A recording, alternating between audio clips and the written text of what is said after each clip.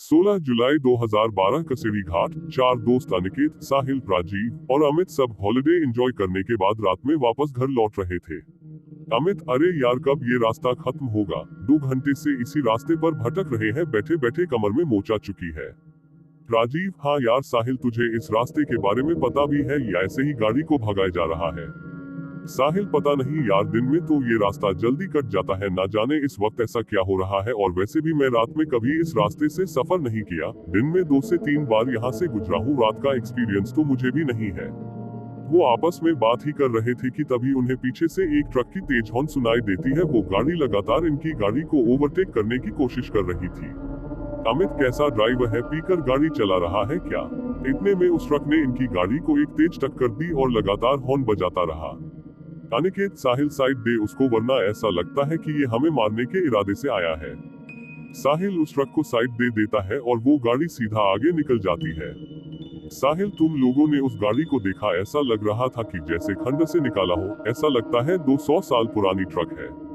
वो लोग इस इंसिडेंट से घबरा गए थे। तकरीबन 10 मिनट बाद गाड़ी एक पुराने कब्रिस्तान से गुजरती है। उस हाईवे पर एक कब्रिस्तान भी पड़ता था। गाड़ी जैसे ही उस कब्रिस्तान से गुजरती है, उन्हें कब्र के पास वही पुरानी ट्रक दिखती है जो थोड़ी देर पहले उनकी जान की दुश्मन बनी थी।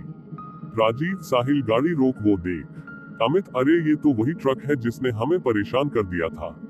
साहिल, मुझे लगता है कि हमें एक बार जाकर देखना चाहिए कि बात क्या है। अमित, तू पागल हो गया है क्या? आधी रात इस तरह कब्रिस्तान में जाने की बात कर रहा है? अरे मरना है क्या?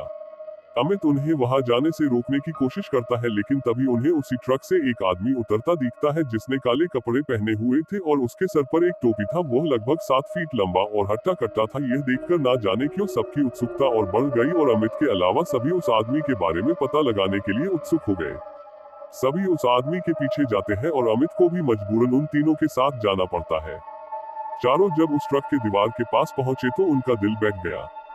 उन्होंने जो देखा उसे देखने के बाद उनके रोंगटे खड़े हो गए। उन्होंने देखा कि एक ट्रक ड्राइवर कब्र खोदकर लाशों को निकाला और उसे बेरहमी से खाए जा रहा था। वह जिस्म के हर एक अंग को निकालकर गंदी तरह से खाए जा रहा था। अनिकेत भाई, ये कौन सा राक्षस है, निकलो यहाँ से जल्दी से। हड़बड़ाहट में सब वहां से एक साथ भागे, लेकिन अमित इतना डरा था कि वह हिल भी नहीं पाया। कदमों की आवाज सुनकर उस शैतान को पता चल गया कि कोई उस पर नजर रख रहा है। वह जैसे ही पीछे पलटा, उसे वह 3 लड़के भागते और एक वहां खड़ा दिखा।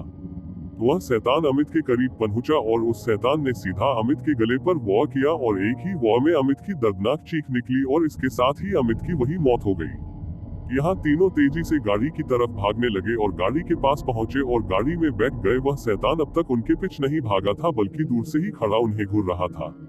साहिल गाड़ी स्टार्ट करने की पूरी कोशिश कर रहा था, लेकिन उसकी कार स्टार्ट ही नहीं हो रही थी। तभी वह दूर खड़ा शैतान धीरे धीरे उनके तरफ बढ़ता है और वह लगभग गाड़ी के नजदीक पहुंच गया था। तभी गाड़ी स्टार्ट हो गई और तेजी से साहिल गाड़ी को आगे बढ़ाने लगा।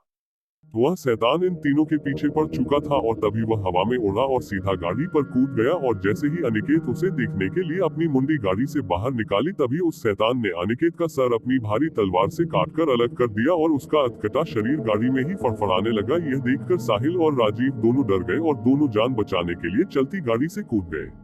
वे दोनों घास के मैदान में गिरे, जिससे उन्हें कम चोट आई। वे दोनों सांस दबाए घास में लेटे रहे, लेकिन उनके डर को उस शैतान ने महसूस कर लिया और फिर शैतान को राजीव एक कोने में दिखा। तभी वो शैतान अपने लंबे नाखून और धारदार तलवार से राजीव पर वार किया, जिससे उसकी दर्दनाक चीख निकल आई और उसकी मौत हो गई।